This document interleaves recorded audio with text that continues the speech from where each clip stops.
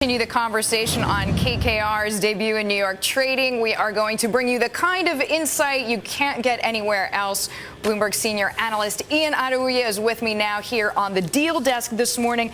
Iyan, before we talk about KKR, I have to pester you. We had a hotline, as we call it here in Bloomberg, on Carlyle Group buying NBTY in a deal valued at $3.8 billion. It seems like private equity is coming back a little bit. I mean, this looks like the biggest deal of the week so far anyway. Absolutely. We have a winner. If you're talking about just the sheer deal size, this is the largest private equity deal of the year. Not time to celebrate yet, though, because if you're looking at private equity deals this year of over $1 billion, there's only 17 of them. So these large deals in the private equity world are a dying breed. If you look at the NBTY deal, they did it at about 8 times EBITDA by my calculations.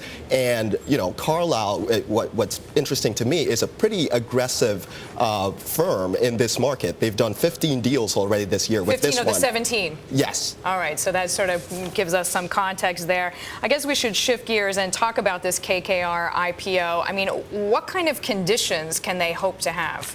Well, it's going to be tricky. If you look at it from an investor perspective, you have to take away all the glamour and all the whiz-bang you're hearing. You have to look at this as just another investment. And if you look at it from that perspective, then you realize that returns may be rather volatile for an alternative asset. Which means so could the stock prices be. Absolutely. So you have to watch out. You look at Fortress, you look at Blackstone. You don't want to get into a situation like China's sovereign wealth fund that poured a lot of money into Blackstone's IPO.